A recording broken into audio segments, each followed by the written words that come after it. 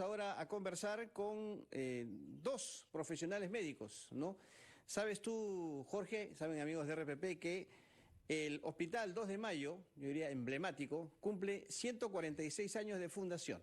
Estamos en primer término con la doctora Rosario Quijojara, directora general del hospital, y con el médico Carlos Cuevas, que es director adjunto. A ambos profesionales médicos, muy buenos días y un gusto estar con ustedes y por supuesto la felicitación por el aniversario del Hospital 2 de Mayo. Doctora Quijojara, ¿cómo está usted?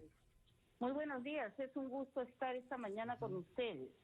Doctor Cueva, también buenos días. Buenos días, Carlos, buenos días, Jorge.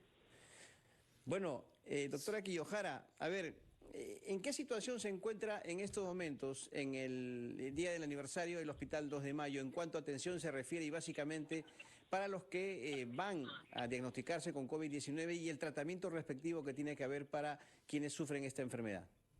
Bueno, realmente festejar, como todos los años se hacía anteriormente con bombos y platillos, en esta oportunidad tenemos que hacerlo de otra forma, ¿no? Creo que una de las maneras en las cuales nosotros podemos festejar el día de nuestra fundación es trabajando más, ¿no? Y rindiendo un reconocimiento a todos aquellos que de una u otra forma no han parado su labor, han dejado sus familias, han dejado sus posiciones cómodas para enfrentar esta pandemia tan difícil, ¿no? Y es así como estamos con nuestros trabajadores el día de hoy, ¿no? Trabajando, apoyando para poder pues atender esas 260 camas COVID que en este momento tenemos ocupadas. 146 años de historia y bueno, en el hospital emblemático, además 2 de mayo, fue donde Daniel Alcides Carrión, ¿no? El mártir de la medicina peruana, se inoculó la bacteria de la verruga para conocer sus efectos y que lamentablemente falleció. Doctor Cueva, ¿qué ha sido lo más difícil durante este primer año de la pandemia, de la emergencia sanitaria que ustedes que siguen enfrentando desde la primera línea? Sí, bueno, lo más difícil definitivamente es manejar los dramas humanos en las historias, porque no son solo los pacientes, sino también nosotros mismos y nuestras familias hemos sido los pacientes. Entonces, es difícil, ¿no? Para nosotros, ha sido muy difícil para nosotros poder estar motivando y sobre todo cuidando a nuestros 3.300 trabajadores, ¿no? Cuando empezó la pandemia, mucho personal salió por licencia por factor de riesgo, no sabíamos nada. Nuestro hospital el 26 de enero recibió los 4 primeros sospechosos. Y lo más difícil ha sido eso, ¿no? Levantar a nuestros trabajadores a seguir luchando, para seguir cuidándonos a nosotros mismos y para seguir cuidando a nuestros pacientes. Felizmente, mucha gente ha ido regresando. Ahora en este momento somos 3.300 trabajadores. Ha llegado la vacuna y eso ha representado definitivamente una esperanza dentro de toda esta lucha constante y día a día, liderada, bueno, por acá por nuestra directora general y felizmente con nuestro plano de trabajadores que ha sido muy comprometido. Mencionaban a Carrión. Carrión para nosotros es un héroe.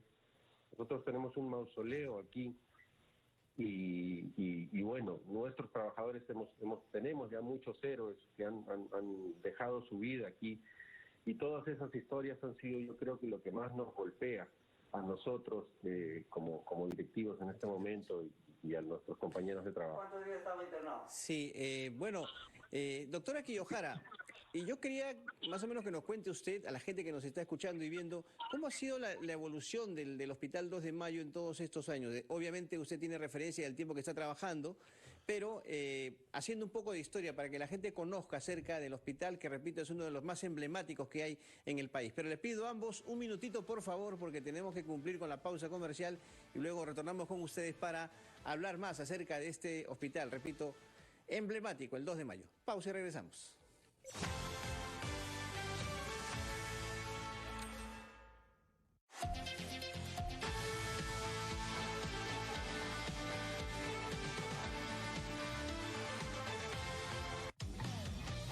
Para entender lo que sucede en el país tenemos que preguntar, analizar ¿Qué debatir? Creo que, en primer lugar, Quijote tenía sus antipanchas. Han entendido, yo creo, claramente el mensaje de la población. ¿Qué es lo que tiene que hacer el gobierno? Entrar al Facebook, al Instagram, al TikTok. Soy Jaime Chincha y en el Perú de hoy, nada está dicho.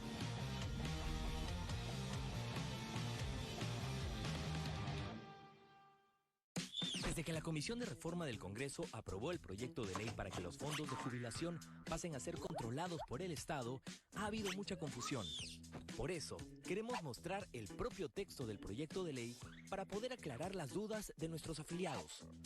¿Es verdad que el Estado controlará los fondos de pensiones con la creación del Sistema Integrado Universal de Pensiones, SIUP, y que los aportes de los afiliados ingresarán a este? Sí, es cierto. El artículo 9.1 del proyecto de ley dice claramente: a partir de la vigencia de la presente ley, toda persona es asegurada en el Sistema Integrado Universal de Pensiones, SIUP. El artículo 21.2.b.1.1.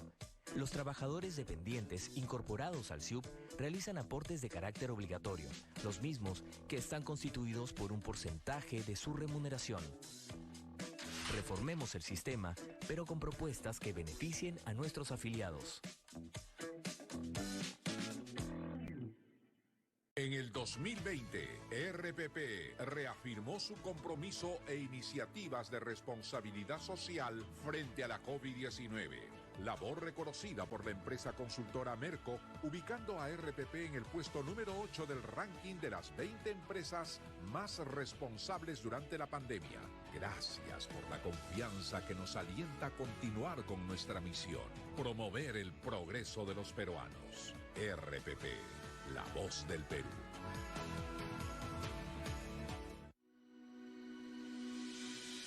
Tu salud es una prioridad para RPP. Por eso, acompañamos tus tardes con información basada en ciencia y evidencia que es vital para ti. Sintoniza Espacio Vital, de lunes a viernes a las 3 de la tarde, con el doctor Elmer Huerta, por RPP, la voz del Perú.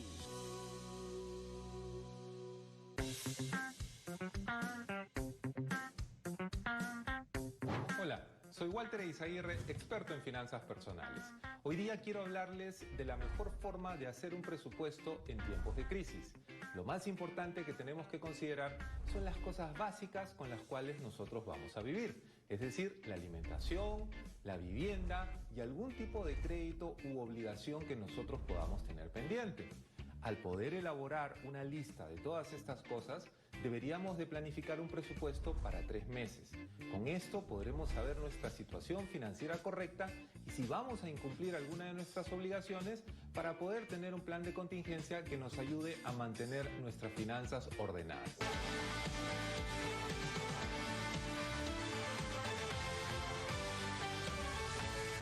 Continuamos con ampliación de noticias. Esta mañana están con ustedes Carlos Villarreal y Jorge Turpo. Estamos conversando con la doctora Rosario Quillojara, directora general del Hospital 2 de Mayo, y el médico Carlos Cueva, director adjunto de este centro hospitalario, que mañana cumple 146 años de fundación. Carlos, habías dejado una pregunta para la doctora Quillojara. Así es, ¿cómo ha ido evolucionando el hospital? Que como bien tú dices es emblemático. Un dato nada más histórico, el hospital fue ocupado por las tropas chilenas, por ejemplo, durante la Guerra del Pacífico. Como bien recordaba Jorge, allí se inoculó la verruga Daniel Alcides Carrión, el mártir de la medicina peruana.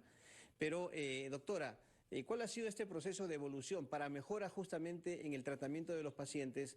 No solamente estamos hablando en la actualidad, en términos generales, ¿no?, de diversas enfermedades. Claro, si queremos retroceder un poco en el tiempo, ¿no?, tendríamos que hablar principalmente de cómo se inicia. Más o menos en 1538 existía un hospital que era Nuestra Señora de la Concepción, ¿no? Y inicialmente pues eso se funcionaba solamente con 2 solares. Ya después, en el año 1545, ya ese hospital quedó chico y por ello se traslada pues a un local que quedaba en la Plaza de Italia, ¿no? El Hospital Real San Andrés. Entonces ya de 2 solares pasaron a ocupar prácticamente 8 solares, ¿no? Y a esto nosotros lo relacionamos mucho con la primera casa de las Hermanas de la Caridad, que es una congregación que hasta el momento nos sigue acompañando y nos da la fortaleza espiritual que necesitamos nosotros para dirigir este hospital, ¿no? ¿Qué ocurre en 1868 más o menos? Que viene pues la epidemia de la fiebre amarilla que llega a producir la muerte en más de 6.000 personas, ¿no? Y es ahí donde el 1 de mayo ya se decide fundar el Hospital Nacional 2 de Mayo, pero demora aproximadamente 6 años en instalarse. Y recién el 28 de febrero de 1875, este hospital ya se muda prácticamente con los médicos, las enfermeras, los técnicos, los veladores. Inclusive se habla de afilador de cuchillo, que era quien se encargaba de afilar el instrumental quirúrgico, ¿no? Y en el año 81-83 es que ocurre aproximadamente lo que denominamos la Guerra del Pacífico, ¿no? Y inicialmente solamente el hospital atendía niños, ya que como estaba invadido por las fuerzas chilenas, estos no permitían la atención de los adultos, ¿no? Entonces, conforme va pasando la historia, nosotros que tenemos ya 4 años de gestión, siempre nuestro hospital ha sido considerado un monumento histórico y por ello tenemos esta riqueza cultural que quizás muy pocos hospitales lo tienen. Sin embargo, con estos 4 años de gestión que nosotros tenemos, la idea era modernizar el hospital, ¿no? Entonces, hemos ido mejorando en infraestructura, en equipamiento, parte de nuestro hospital, tratando siempre de conservar esa belleza cultural que caracteriza a nuestro hospital, ¿no? Entonces, sí, se ha notado, doctora, específicamente se ha notado este nivel de evolución que creo redunda en beneficio de los pacientes. Pero Jorge tenía una consulta más. Sí, ¿cuál es el principal reto en su gestión, que usted ya lleva 4 años y han enfrentado y están enfrentando esta pandemia, esta emergencia? ¿Qué falta de gestionar para el hospital para continuar con estas mejoras? Bueno, cuando nosotros iniciamos la pandemia, como le digo, yo creo que al igual que todos los países del mundo no estuvieron preparados, ¿no? Y la necesidad de crecer rápidamente en ese tiempo nos obligó pues a nosotros a incrementar, en primer lugar, expandirnos, ¿no?